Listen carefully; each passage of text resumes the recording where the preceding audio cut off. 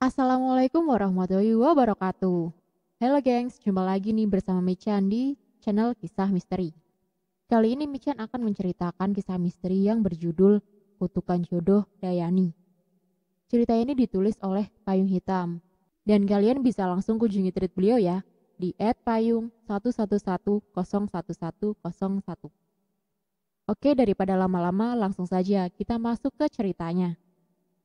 Kutukan Jodoh Dayani bagian yang pertama. Jadi aku mau menceritakan sebuah kisah.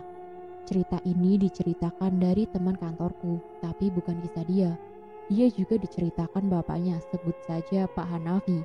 Dan kisah ini juga bukan kisahnya Pak Hanafi, tetapi kisah kakaknya dari Pak Hanafi yang bernama Dayani, yang kini udah lama meninggal karena mengalami penyakit non medis. Tapi begitulah asal muasalnya cerita sampai ke aku. Semua nama yang ada di cerita ini hanya nama samaran ya, untuk melindungi privasi dari yang terlibat dari kisah ini. Pihak narasumber dan Payung Hitam hanya berniat membagi kisah, ambil pelajarannya saja dan buang yang buruknya. Jadi karena ceritanya dari sudut pandang Pak Hanafi, aku menceritakannya sebagai Pak Hanafi. Oke, kita mulai saja. Dulu di akhir tahun 80-an dan sepanjang tahun 90-an, benar-benar keluarga kami digemparkan dengan satu masalah yang sama sekali cukup menyedihkan dan mengerikan yang terjadi dengan kakakku yang bernama Dayani. Jadi saat kami masih kecil, kami tinggal di sebuah desa. Di sana aku tinggal bersama bapak ibu dan Kak Dayani. Aku dan Kak Dayani tumbuh bersama dan terbilang kami cukup kompak. Biarpun usia kami selisih 4 tahun, karena aku masih SD, Kak Dayani sudah SMP.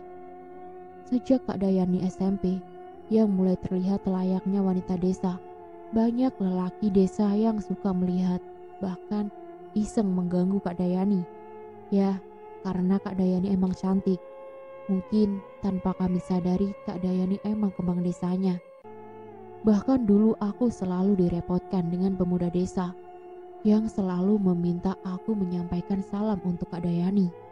Bahkan tidak jarang mereka juga sering menitipkan selembar surat cinta untuk Kak Dayani. Aku selalu mengantarkan suratnya ke Kak Dayani. Meskipun sambil jalan pulang aku lebih dulu membacanya karena penasaran. Karena dulu aku belum begitu mengerti soal privasi. Lagian kami juga sering membacanya bebarengan. Aku sering melihat Kak Dayani saat kesal karena suratnya dan juga senyum-senyum sendiri karena suratnya. Tapi itu hanya rahasia kami berdua. Karena saat itu Kak Dayani tidak diizinkan pacaran dengan bapak dan ibu. Karena tuntutan dari bapak untuk tekun sekolah dan belajar. Saat itu Kak Dayani juga emang selalu dibunga-bungakan bapak dan ibu karena sering mendapat ranking dan nilai yang membanggakan bapak dan ibu. Selain cantik, Kak Dayani juga pintar di sekolah. Lalu saat aku masuk SMP, Kak Dayani masuk ke SMA.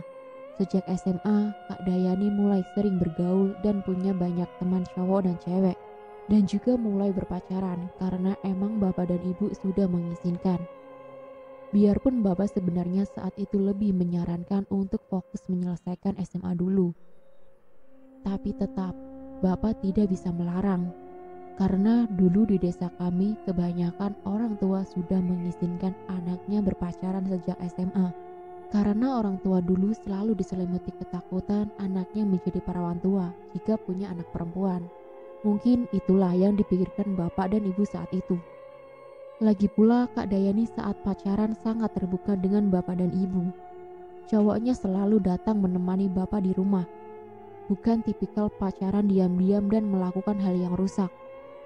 Meskipun saat SMA Kak Dayani sering gonta-ganti pacar, tapi masih dalam kontrol orang tua. Tapi sejak SMA juga Kak Dayani mulai sering dimarah-marahi bapak karena terlalu fokus bergaul dan pacaran. Imbasnya prestasi di sekolah menjadi menurun. Setelah tamat SMA, Kak Dayani tidak melanjutkan pendidikannya ke kuliah karena saat itu tidak kepikiran sama sekali. Karena di desa kami saat itu kebanyakan wanita setelah tamat SMA dianggap sudah sangat matang untuk menikah. Bahkan banyak juga setelah tamat SMP langsung menikah untuk perempuan kebanyakan seperti itu. Begitu juga dengan Kak Dayani. Setelah tamat SMA, Kak Dayani langsung menunggu ada lelaki yang lamar. Karena saat itu Kak Dayani pacaran di masa SMA-nya. Pacarnya nggak pernah netap. Jadi setelah tamat SMA, Kak Dayani niatnya menunggu lelaki yang serius. Tapi setelah 4 tahun Kak Dayani tamat SMA, belum ada seorang pun yang datang berniat melamar. Saat itu Kak Dayani udah mulai merasa malu karena teman-temannya saat itu sudah pada menikah. Bahkan banyak yang sudah punya anak. Bapak dan ibu juga merasa malu karena di desa kami Kak Dayani mulai jadi perbincangan yang dianggap wanita tidak laku. Dan banyaknya fitnahan yang seolah menduga kalau Kak Dayani tidak laku karena sudah tidak perawan lagi. Karena Kak Dayani emang sering gonta-ganti pacar di masa SMA-nya. Itu pastinya menyakitkan keluarga kami dan sungguh memalukan. Lalu karena bapak dan ibu tidak kuat terus-terusan melihat Kak Dayani menunggu layaknya wanita yang tidak laku, akhirnya bapak juga berusaha menjodohkan Kak Dayani dengan anak temannya. Ibu juga berusaha menjodohkan Kak Dayani dengan anak teman ibu. Tapi setelah beberapa kali dijodohkan dan sempat hampir dilamar, tapi calon lelakinya selalu berubah pikiran dan menghindar dari Kak Dayani. Aku sampai bosan melihat Kak Dayani sedih dan terus sedih. Sudah beberapa kali dijodohkan, gagalnya hanya karena lelakinya berubah pikiran tanpa ada alasan apapun. Bapak dan ibu kecewa dengan pihak lelakinya yang dianggap tidak bertanggung jawab. Bapak dan ibu juga sering heran. Karena Kak Dayani cantik, baik, tapi kok begitu sulitnya dia mendapatkan jodoh. Beda dengan perempuan lain di desa kami, yang begitu mudahnya mendapatkan jodoh. Padahal Kak Dayani cantik dan juga sangat baik, pintar, mungkin bonus untuk calon lelakinya. Sejak itu juga kami sekeluarga mulai merasakan keanehan dengan sikap atau apa yang dilakukan Kak Dayani. Keanehan yang bersifat ringan atau sepele hingga berakhir ekstrim. Keanehan ini awalnya sangat sepele, bahkan aku tidak pernah berpikir bahwa inilah gerbang musibah untuk Kak Dayani dan keluarga kami dari kutukan, yang ternyata ada hubungannya soal jodoh Kak Dayani. Keanehannya Kak Dayani sering banget minum pakai gelas, tapi di dalam gelasnya ada satu batu seukuran buah jambu.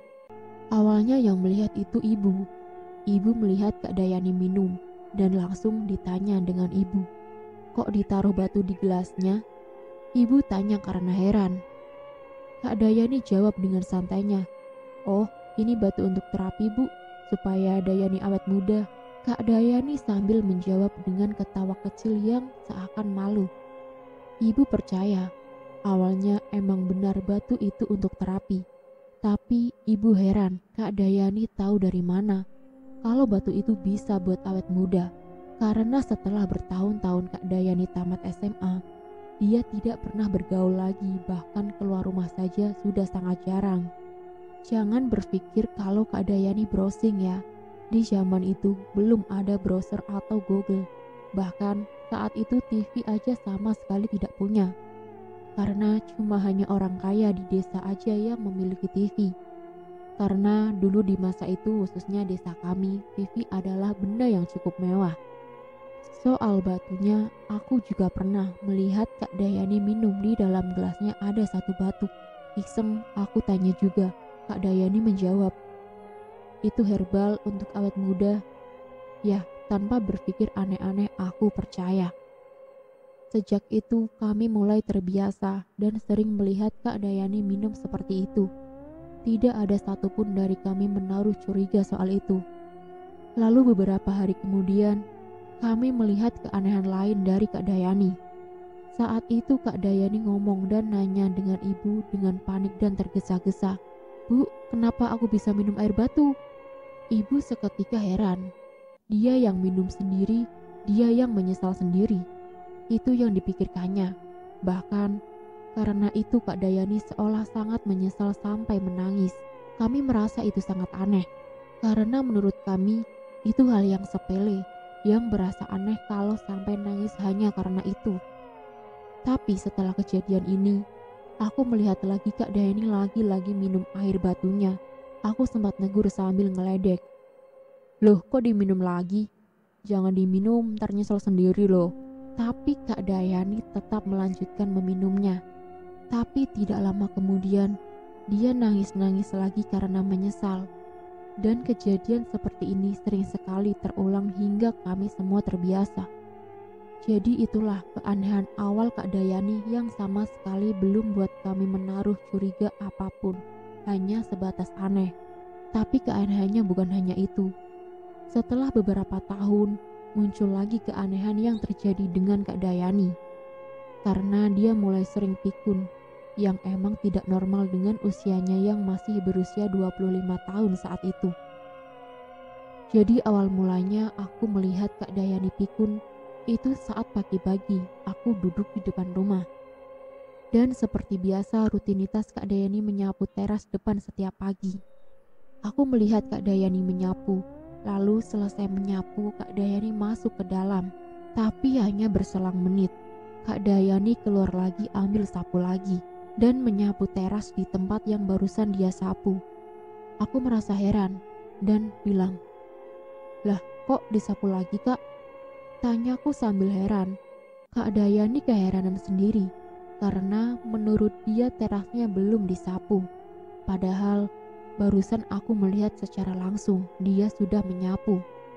Bukan cuma itu, aku pernah lihat juga Kak Dayani saat makan siang. Setelah makan, Kak Dayani masuk ke kamar. Tapi berselang menit, dia keluar kamar ambil piring dan makan lagi. Karena aku udah merasa Kak Dayani agak pikun karena kejadian sebelumnya, aku mastiin lagi sekaligus nanya, "Kok makan lagi, Kak?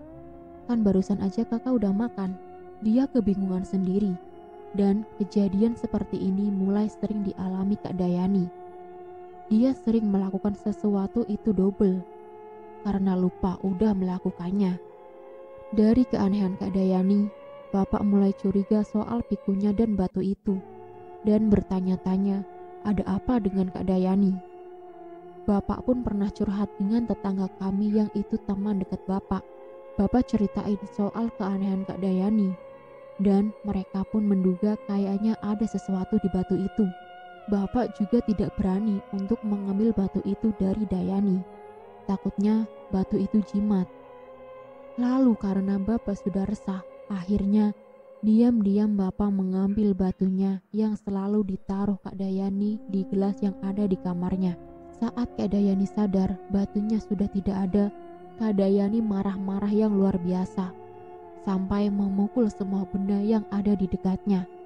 Sampai keadaan rumah berantakan semua. Soal itu kami benar-benar heran melihat Kak Dayani marah sekeras itu. Itu pertama kalinya semua melihat Kak Dayani keras. Lalu karena Bapak sudah takut, akhirnya Bapak mengembalikan batunya ke Dayani. Setelah batu itu di tangan Kak Dayani, betapa kagetnya kami melihat Kak Dayani mengancam dan membentak Bapak. "Jangan sekali-kali sentuh batu ini lagi. Ini hanya perawatan wanita. Jangan sentuh lagi. Jika batu hilang, akan aku hancurkan rumah ini." Setelah itu Kak Dayani pun masuk ke kamarnya hingga membanting pintu. Saat itu Kak Dayani buat Bapak ketakutan, hingga kami melihat mata Bapak berkaca-kaca, bercampur sedih dan takut. Kami semua heran, kenapa Kak Dayani bisa sekeras itu, terutama dengan Bapak. Lalu sorenya, Kak Dayani keluar kamar, yang kelihatannya baru bangun tidur. Sikap Kak Dayani saat itu benar-benar tanpa merasa bersalah sama sekali, bahkan tidak canggung juga. Melihat ibu yang sedang nyuci piring di belakang, dengan santai dan lembutnya, Kak Dayani ngomong, "Loh, kok ibu yang nyuci piring? Sini bu, biar Yani aja yang cuci." Karena sebenarnya itu rutinitas Kak Dayani setiap sore. Tapi karena ibu juga udah takut dengan Kak Dayani soal tadi siang, ibu tidak berani mengetuk pintu kamarnya Kak Dayani untuk mengingatkan mencuci piring. Makanya Kak Dayani minta untuk mencuci piring. Setelah beres mencuci piring, Kak Dayani juga buatin kopi untuk Bapak. Itu juga rutinitas Kak Dayani. Melihat itu, kami semua merasa heran dengan Kak Dayani.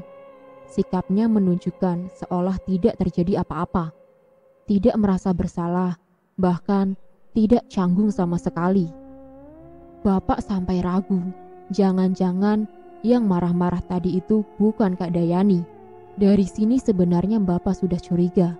Tapi karena Kak Dayani juga sering pikun, jadi kami mikir mungkin Kak Dayani pikun lagi, alias lupa soal kejadian tadi siang. Lalu malamnya saat makan malam, Bapak dan Ibu berharap dan menunggu Kak Dayani minta maaf. Tapi Kak Dayani sama sekali tidak menunjukkan sikap bersalah. Tidak canggung juga, sikapnya seperti biasa. Akhirnya Bapak buka pembahasan dan bertanya ke Kak Dayani, "Yani, kamu kenapa tadi siang?"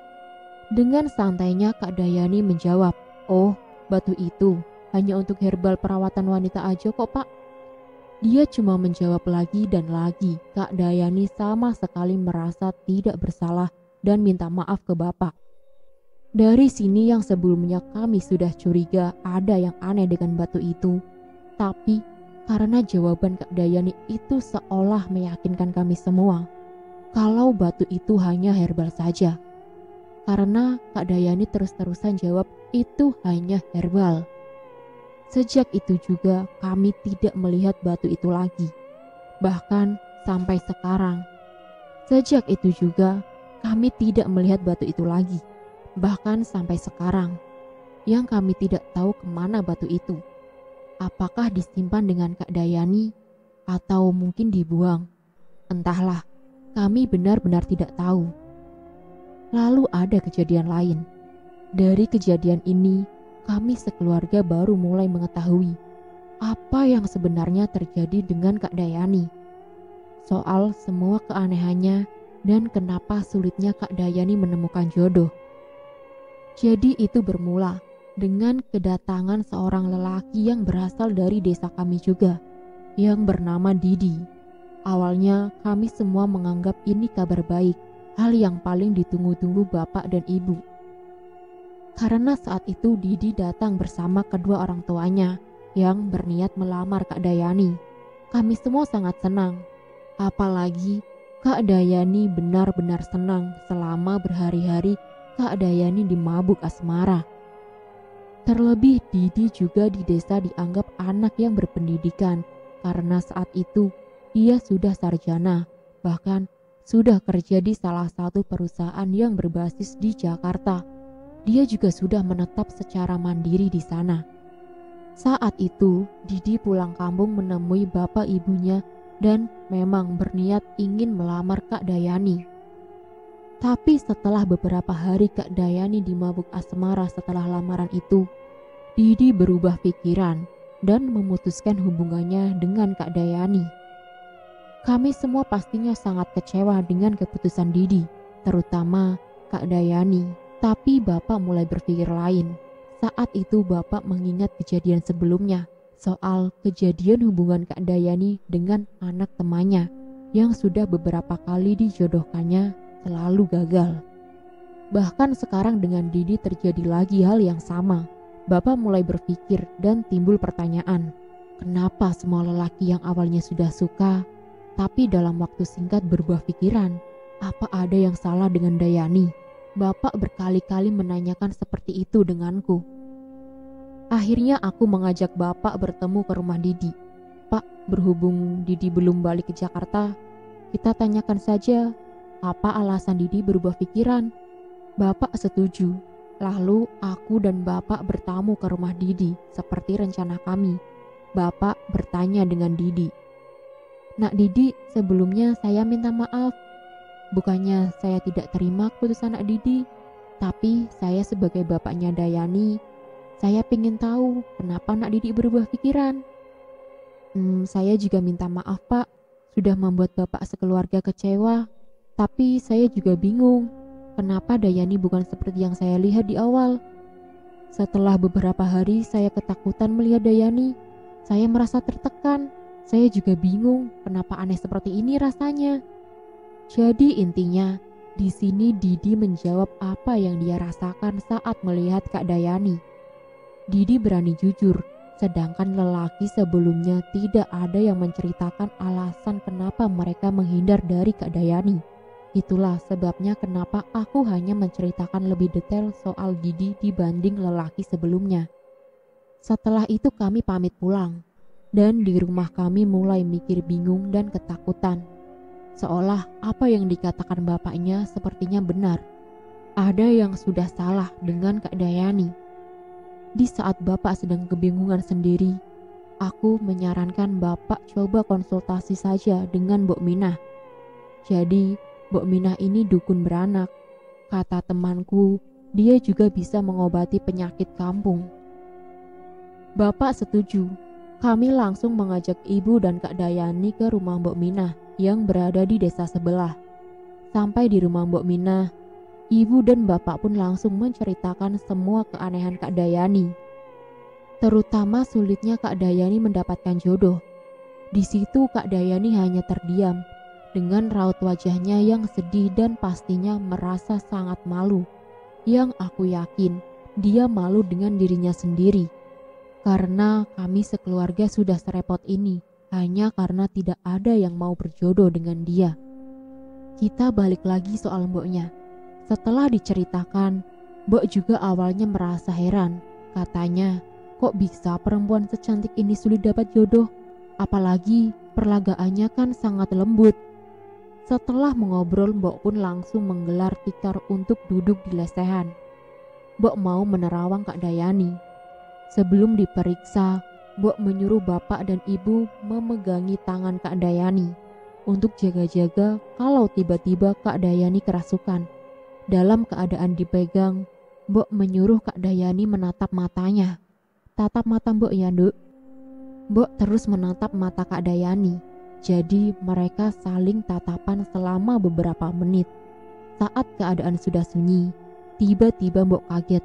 Astagfirullah. Mbok pun langsung melepas tatapannya. Dan di waktu yang bersamaan juga, Kak Dayani senyum melihat Mbok. Senyumnya sekilas saja, yang seolah senyumnya seperti menyudutkan Mbok. Lalu Mbok pun mengajak Dayani mengobrol dengan obrolan random, yang tujuannya hanya memastikan apakah itu masih Kak Dayani atau bukan.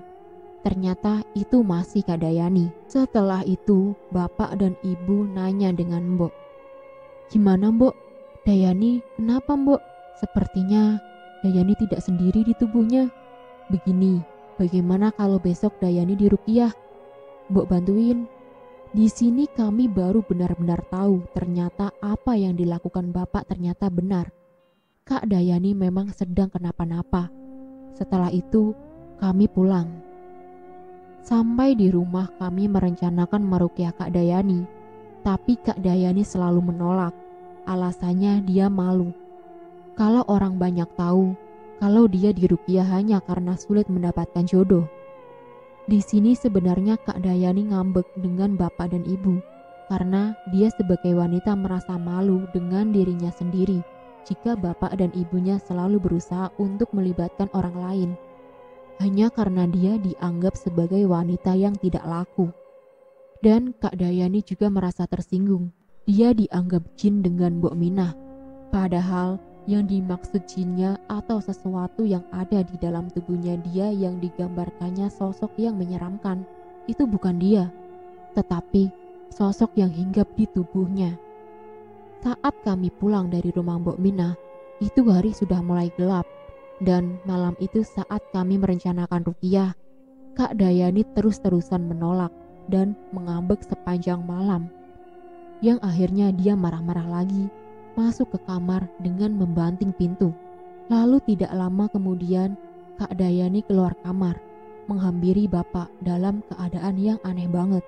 Sambil tersenyum, Kak Dayani bilang dengan suara berbisik dengan lembut dan bahasa yang halus, "Shh, kalian dan nenek tua itu tidak akan berhasil." Setelah itu Kak Dayani pun jatuh pingsan. Ibu yang sedang di kamar kaget mendengar suara bruk. Ternyata Kak Dayani jatuh dan sudah terbaring di lantai. Saat itu bapak hanya melongo kebingungan. Soal bahasa halus saat Kak Dayani nyamperin Bapak, Kak Dayani ngomong dengan bahasa yang tidak biasanya. Dia pakai bahasa daerah kami, tetapi bukan bahasa daerah yang biasanya kami gunakan, tetapi bahasa daerah yang halus banget, yang mana di desa kami saat itu sudah sangat jarang ada orang yang masih menggunakan bahasa sehalus itu, kecuali bagi yang sudah sepuh. Oke, kita sambung lagi. Saat itu Bapak dan Ibu kebingungan karena Kak Dayani pingsan ditambah aku sedang tidak di rumah. Karena biasanya kalau ada apa-apa di rumah, aku selalu terdepan karena Bapak dan Ibu sudah lumayan tua. Jadi malam itu aku pulang di rumah hanya Ibu dan Kak Dayani yang sudah terbaring di lantai. Jujur, saat itu aku kira Kak Dayani sudah pergi karena tangisan Ibu yang histeris yang membuat tetangga kami pun satu persatu berdatangan. Bapak malam itu lari ke rumah Mbok Minah, lalu tidak lama kemudian Bapak balik dengan Mbok Minah dan Pak Ustadz dari desa kami. Tapi saat Mbok Minah masih di pintu, Mbok Minah langsung berucap, "Astagfirullah." Dia melihat ke arah Kak Dayani. Mbok Minah pun menyuruh kami semua minggir, karena dia melihat ada sosok hitam besar yang menduduki tubuh Kak Dayani. Seketika kami semua berhamburan keluar rumah, karena saat itu aku, Ibu dan beberapa tetangga kami sedang duduk di sebelah tubuh Kak Dayani yang sedang terbaring. Malam itu sangat mencekam. Kami semua menunggu di luar karena Mbok Minah akan berkomunikasi dengan sosok yang sedang menduduki tubuh Kak Dayani malam itu. Kami semua tidak bisa melihat sosok itu. Hanya Mbok Minah yang bisa melihatnya. Tetapi malam itu kami semua dengar dari luar rumah Mbok Minah sedang berbicara dengan sesuatu yang kami tidak bisa melihat wujudnya. Suaranya aneh, bukan seperti suara lelaki ataupun wanita, dan suaranya juga lembut dan menggunakan bahasa halus. Seperti yang tadi aku jelaskan, kami mendengar isi percakapannya, tapi karena kami tidak mengerti sepenuhnya dari bahasa yang digunakan jinnya, kami hanya mengerti sepenggal saja. Intinya seperti ini. "Kamu siapa? Apa tujuanmu? Kenapa kau buat wanita ini menderita? Siapa yang mengirim kamu ke tubuh wanita ini?" Sosok itu hanya menjawab, "Tubuhnya lembab, nyaman. Ini tempatku." Beberapa kali ditanya dia hanya menjawab itu. Sama sekali tidak menjawab siapa yang mengirim dia ke tubuh Kak Dayani.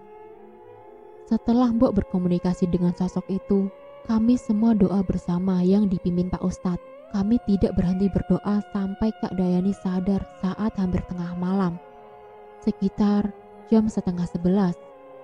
Lalu besoknya Kak Dayani diruqyah di musola yang ada di desa kami. Semenjak itu Kak Dayani mulai sering diruqyah. Selama sebulan 4 kali diruqyah, yang terus dibantu dengan Mbok Minah. Dan selama sebulan itu juga keadaan Kak Dayani mulai makin buruk. Mulai dari sikapnya yang sudah berubah layaknya sikap anak kecil dan dia hanya bisa senyum saja. Yang lebih buat kami terpukul, fisik Kak Dayani juga berubah secara perlahan. Mukanya menua hanya dalam sebulan. Kantong matanya melebar hingga terlihat longgar yang terlihat bola matanya nyaris lepas. Tubuhnya sudah sangat kurus. Perubahan sikap dan fisiknya terjadi hanya dalam sebulan. Bapak Ibu hanya bisa menangis melihat Kak Dayani seperti itu. Kak Dayani terus tersenyum. Kami pun terus melakukan ruqyah lebih sering lagi untuk melawan jinnya. Dan terus berdoa agar Kak Dayani bisa kembali kayak semula. Di sisi lain, Mbok Minah menyuruh Bapak mencari batu. Batu yang dulunya Kak Dayani sering masukkan ke gelas. Karena soal batu itu juga sudah lebih dulu diceritakan Bapak dan Ibu. Kali ini Mbok minta Bapak untuk mencari batunya atau mungkin ada jimat yang ditaruh pengirim jinnya di rumah mereka. Karena di sini Mbok Minah mulai penasaran dan curiga juga dengan batu itu. Lalu kami pun mencari batu itu seisi rumah. Tapi kami tidak menemukan lagi batunya. Aku sempat menanyakan dengan Kak Dayani, di mana batunya. Tapi Kak Dayani hanya bisa tersenyum. layaknya aku menanyakan dengan anak bayi yang belum bisa berbicara. Kak Dayani sudah tidak bisa mengobrol lagi. Di sini kami tidak tahu harus bagaimana lagi. Kami juga tidak kuat melihat Kak Dayani terus begitu. Lalu aku kepikiran, apakah mungkin Kak Dayani hanya menderita penyakit medis? Mungkin Kak Dayani stres berlebihan karena malu. Karena dia sendiri menganggap dirinya wanita yang tidak laku. Dia malu dengan semua warga desa, apalagi banyak isu jelek dari masyarakat soal Kak Dayani. Mungkin karena itu Kak Dayani stres dan membuat gizinya juga buruk yang membuatkan perubahan pada fisiknya. Aku sempat berpikiran seperti itu. Lalu aku mengajak bapak dan ibu mengobrol, menyarankan mereka untuk membawa Kak Dayani berobat ke ahli jiwa atau ahli gizi. Ternyata bapak ibu setuju juga. Singkat cerita, akhirnya kami membawa Kak Dayani ke rumah sakit jiwa.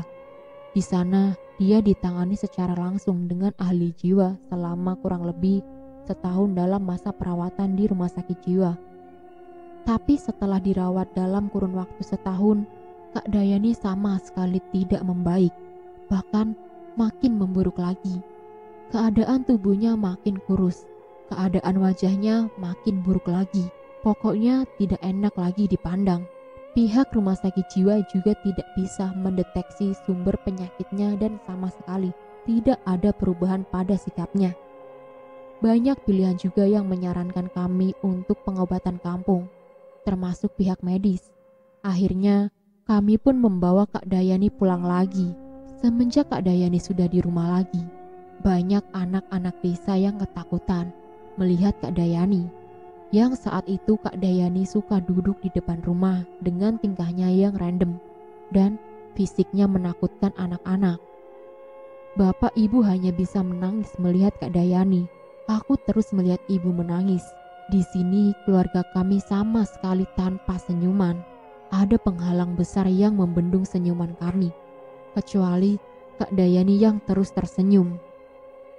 Hingga di satu titik kami sudah bingung mau berobat Kak Dayani kemana lagi. Lalu saat itu temannya bapak datang, menyarankan bahwa Kak Dayani ke Mbah Jiwo, dukun yang dianggap menggunakan ilmu hitam menurut kebanyakan warga di desa kami. Katanya Mbah Jiwo dukun yang kuat. Mungkin Mbah Jiwo bisa mengusir sosok yang ada di dalam tubuhnya Kak Dayani. Awalnya bapak juga ragu karena takut musyrik. Lalu bapak berkompromi dengan aku dan ibu juga.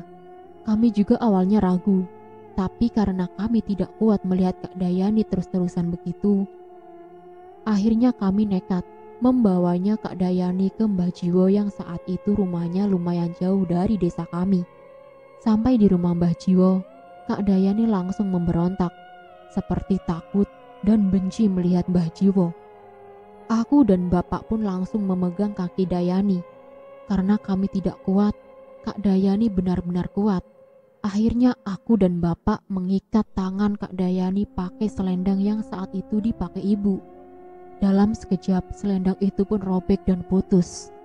Akhirnya Mbah Jiwo mengasih kami sehelai daun bambu yang sudah kering dan tipis.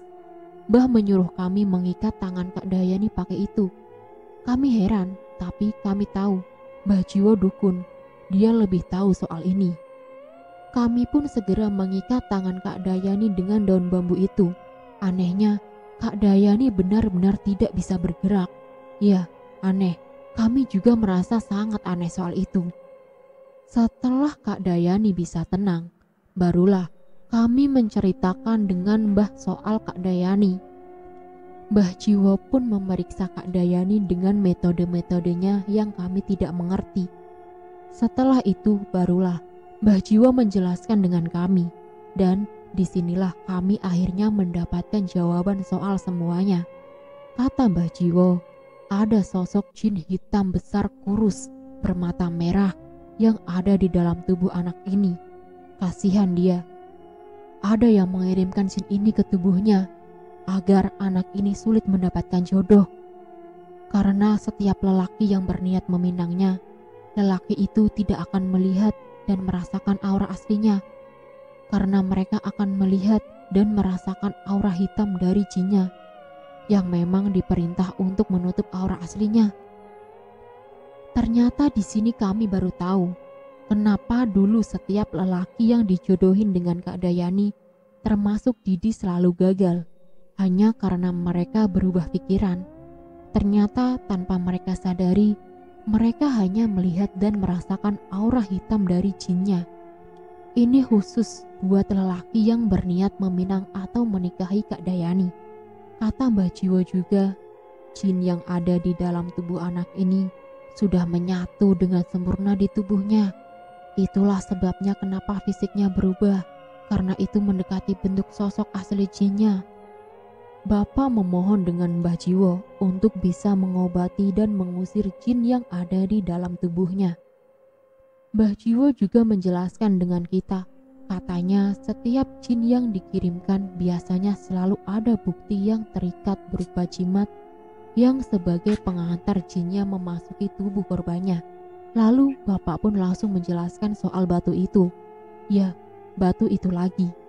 Lalu Mbah Jiwo bilang, kalau batu itu berupa jimatnya, kemungkinan anak ini akan bisa diselamatkan karena batu itu adalah gerbangnya untuk jin itu masuk ke tubuhnya, juga untuk jin itu keluar dari tubuhnya. Setelah itu kami pun pulang. Di jalan pulang kami semangat, ada harapan Kak Dayani bisa selamat. Sampai di rumah, kami pun semua mencari batunya. Semua barang-barang di rumah, terutama kamarnya Kak Dayani, kami bongkar untuk mencari batu itu. Tapi setelah beberapa hari, kami tidak menemukan batu itu. Akhirnya, kami balik lagi ke rumah Mbah Jiwo. Sampai di rumah Mbah Jiwo, kami menjelaskan kalau kami benar-benar tidak menemukannya batu itu lagi. Mbah juga bilang, tanpa batu itu, jinnya tidak akan bisa keluar. Sebenarnya bisa, tapi jinnya harus dikeluarkan secara paksa. Tapi Mbah Jiwo mengaku tidak akan kuat menghadapi jinnya kalau dikeluarkan secara paksa, karena resiko terlalu besar untuk Mbah Jiwo. Dengan berat kami pun harus mengerti. Harapan merasa hilang. Lalu di sini Mbah Jiwo juga menawarkan kepada kami untuk melihat berinteraksi secara langsung dengan jin yang ada di dalam tubuh Kak Dayani. Kami semua bersedia. Tapi ada syarat atau ritualnya yang harus kami lakukan. Kami harus mandi dengan daun sirih dan jeruk purut. Dan mandinya harus setiap subuh selama 7 hari ke depan. Sebelum mandi harus melafalkan semacam doa. Tapi bukan doa dari agama, tetapi semacam mantra yang menggunakan bahasa daerah yang ditulis Mbah Jiwo di kertas. Lalu kami juga tidak boleh memakan makanan yang bercampur garam selama 7 hari juga. Lalu kami pun pulang. Di rumah, aku, bapak dan ibu menjalankan ritualnya selama 7 hari. Setelah itu kami balik lagi ke rumah Mbah Jiwo. Di sana seperti biasa, Kak Dayani selalu memberontak saat ke rumah Mbah Jiwo. Tapi Mbah Jiwo juga selalu menyiapkan sehelai daun bambu untuk mengikat tangannya Kak Dayani. Setelah Kak Dayani sudah tenang, Mbah Jiwo juga langsung mempersiapkan tempat untuk kami di rumahnya untuk kami berinteraksi dengan jinnya. Tapi sebelum mulai, Mbah Jiwo mengingatkan kami, sebelum memulai ada pantangan yang jangan kalian lakukan. Nanti kalian akan melihat sosok jinnya secara langsung dan kalian boleh menanyakan apapun. Tapi saat berinteraksi, jangan terlalu takut, jangan terlalu marah, dan jangan terlalu sedih. Emosi harus benar-benar stabil. Jika tidak, jinnya akan merasa menang dan akan mendominasi yang memungkinkan keadaannya akan menjadi lebih buruk. Dengar itu aku bergetar, tapi aku memaksakan berani. Lalu aku, bapak dan ibu disuruh duduk berbaris di hadapan Kak Dayani. Setelah Mbah menyuruh kami menutup mata, Mbah pun mengusap muka kami semua dengan kain lap yang basah yang sudah diisikan mantranya Mbah Jiwo. Setelah itu baru Mbah Jiwo menyuruh kami membuka mata. Dan aku dengan jelas, persis di hadapanku ada sosok yang sangat besar, hitam, dan sangat kurus. Matanya terlihat longgar dan merah. Dia senyum melihat kami semua. Dan Bapak pun langsung memulai bertanya, yang seolah kayak mengobrol dengan jinnya.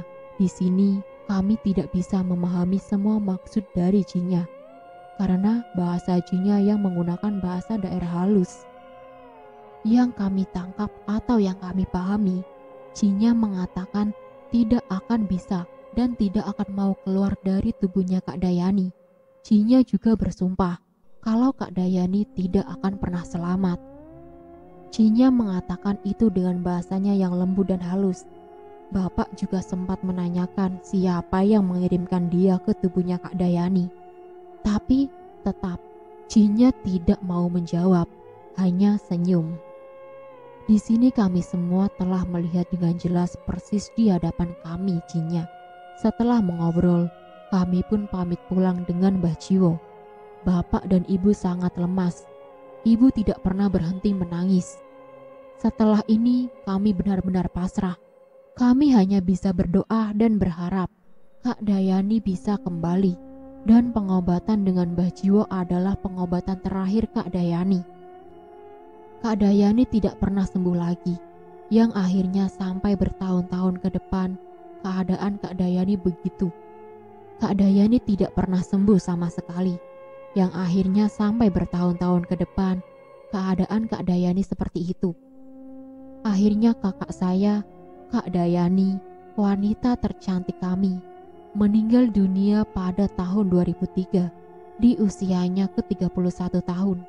Meninggal secara mendadak. Setelah Kak Dayani pergi, bahkan sampai sekarang kami belum tahu siapa yang tega membuat Kak Dayani menderita semenderita itu. Apakah Kak Dayani telah menyakiti hati orang lain hingga membuat orang itu menjadi orang terjahat untuk dirinya sendiri? Atau mungkin itu hanya orang syirik yang sangat kejam tanpa dikaruniai belas kasih sesama manusia. Tapi ya sudah, kami sudah melupakan kejadiannya dan juga sudah memaafkan siapapun pelaku di balik semua ini.